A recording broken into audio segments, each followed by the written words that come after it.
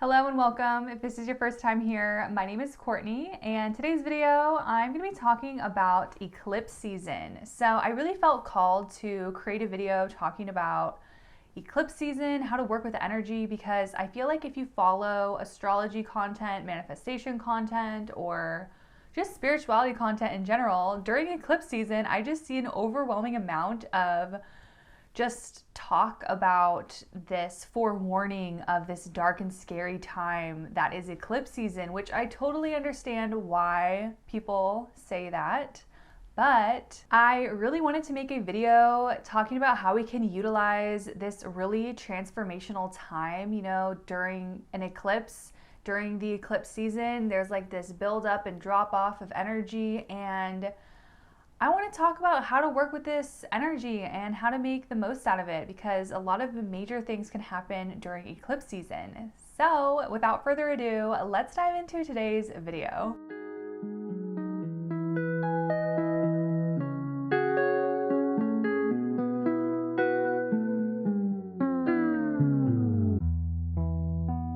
If you are a returning subscriber, let me know by liking this video right now, or if you're just excited to dive into eclipse season, give me a big like. It really does help me out.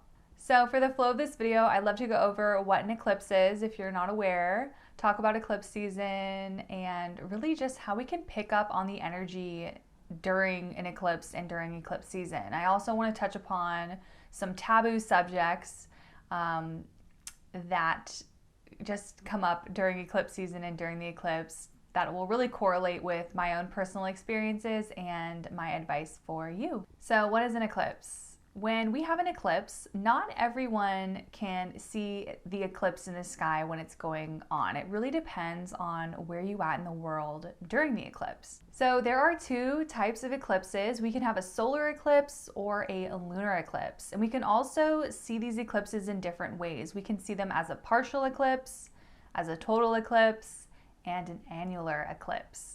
Solar eclipses occur when the moon moves in front of the sun from Earth's view, and this can really show up as like a ring of fire in the sky. And again, it depends if this is a total, annular, or partial eclipse, and this only occurs during the new moon. The other type of eclipse, a lunar eclipse, this eclipse occurs when the moon is covered by Earth's shadow. And this eclipse only occurs during the full moon. And again, we can see this show up either as a total, partial, or annular eclipse. All right, so let's now jump into eclipse season. We know what the eclipses are. Let's now talk about the energy that happens during eclipse season. So eclipse season is roughly 35 days. So we have about a month of feeling this eclipse energy. Eclipse season occurs when the sun is within 17 degrees of a lunar node. Lunar nodes are energetic vortexes where the sun's path meets the moon's orbit. There are two different nodes. There's the south node and the north node. So when the sun and the moon are within 17 degrees of a lunar node, an eclipse occurs. During eclipse season, we usually have a solar and lunar eclipse. Sometimes we may even get a third one. So it's always back-to-back eclipses. So we'll have it be a solar eclipse, then a lunar eclipse, and then if we're lucky, we might get another solar eclipse during that season. But typically we always just have two back-to-back. I hope that makes sense. Throughout the year, when we look at this from like a year basis, we can have up to 4 to 6 eclipses during the year. And depending on how many eclipses we have during the year, it can kind of signal what kind of year we're going to have. For example, in 2020, we had 6 eclipses. That's like the max that we can have. And I don't know about you, but 2020 was a very hectic and transformational year. What makes eclipses and eclipse season so magical, and something I'd love to dive in a little bit deeper, is the significance of the lunar nodes. So what's cool about the lunar nodes is that they run in a cycle. They're not like physical cosmic bodies, but they are like astrological influences for the eclipse season in general. It's this 18-month cycle that the eclipses fall in. So depending what lunar node cycle we are in, it's going to show up in the eclipses and the eclipse seasons that we have throughout the year. For example, this year when I'm filming this, we are pretty much at the tail end of the Taurus Scorpio eclipse cycle. This past year we've been dealing with the energy of this Taurus Scorpio vibe, and it really influences the energy that we feel during the eclipse season. And what I love about this and what makes it so special, I feel like, is that the lunar nodes really help us along our spiritual journey. It's honestly all about karma during this time, and the energy influences this, and it's here to guide us on our spiritual journey, and it's also here to help us reach our destiny. And that's why I love eclipse season. To be honest, major life changes can happen during eclipse season. You can have timely blessings occur, and you can have major things exit out of your life and also enter into your life during eclipse season.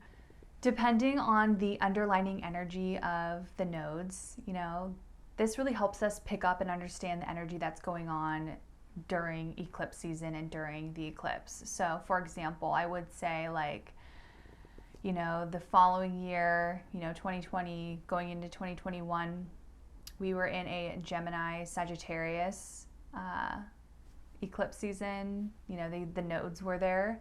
And I gotta say, that eclipse cycle was very, very transformational for me.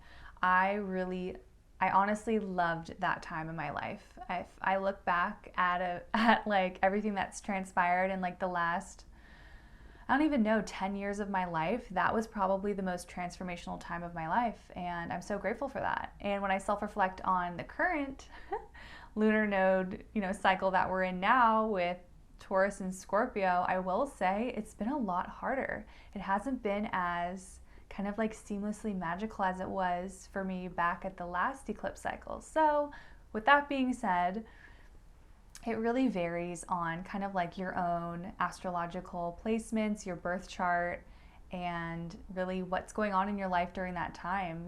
Some eclipse seasons can be heavier, some can be lighter. It just really depends on the individual, I'd say. So kind of diving into my own personal experiences, we kind of understand the energy. It's a transformational time. We can work with this, lunar energy. These nodes are here to help us and guide us on our journey.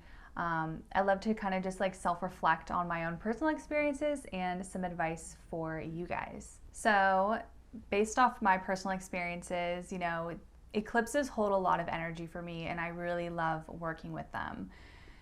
When an eclipse happens, we can really feel this energy the most between the 72 hours of the eclipse happening. So with that being said, during those 72 hours during the eclipse, before and after, you can feel majorly depleted. You can feel super tired. You can feel lethargic. I would say that's kind of the collective vibe that a lot of people feel during eclipse season. You can feel really wonky, or to be honest, you could feel super energized. It really depends kind of on your, placements within your birth chart.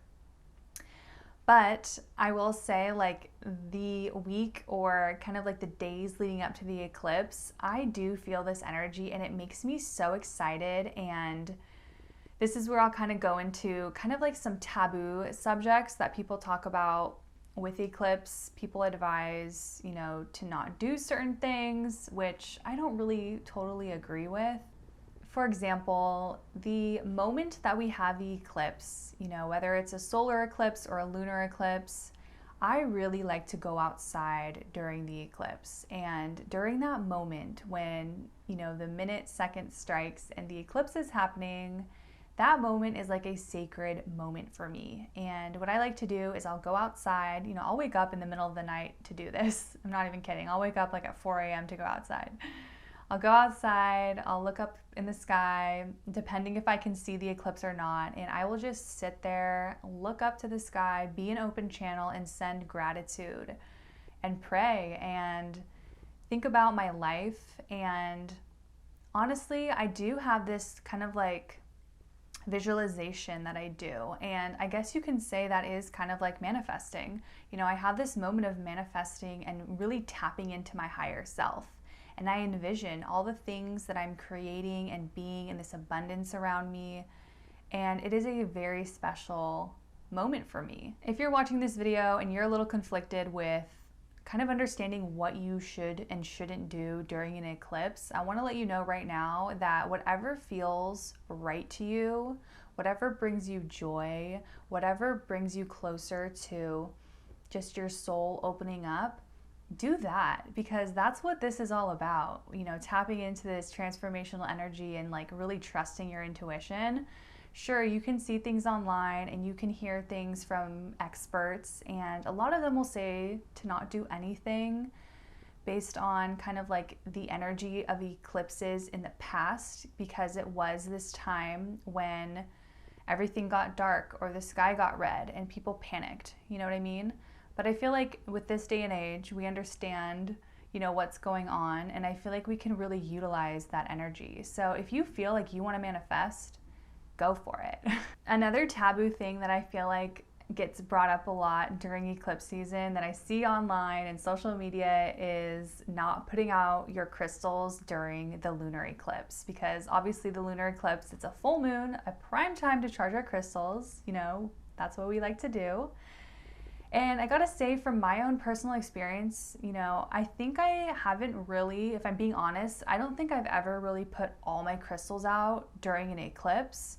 But I definitely have put some crystals out during an eclipse. And I do that because if I'm really vibing with the eclipse and I'm really feeling this energy, like I'm feeling powerful and I'm feeling like I am, you know, getting closer to my destiny, and I'm really vibing with a certain crystal and I want it to be supercharged and just feels that, it's just that feeling, this cosmic energy. I want to charge up my crystal in it. I don't think there's anything wrong with doing that. Again, it's just one of those situations where you have to go with your gut, and if you feel like you want to do something, if you want to burn a candle, burn a bay leaf, you know, script, charge your crystals, make water, you know, do those things. You know, if you feel like you want to do them, I think that it would be a waste if you didn't act upon them.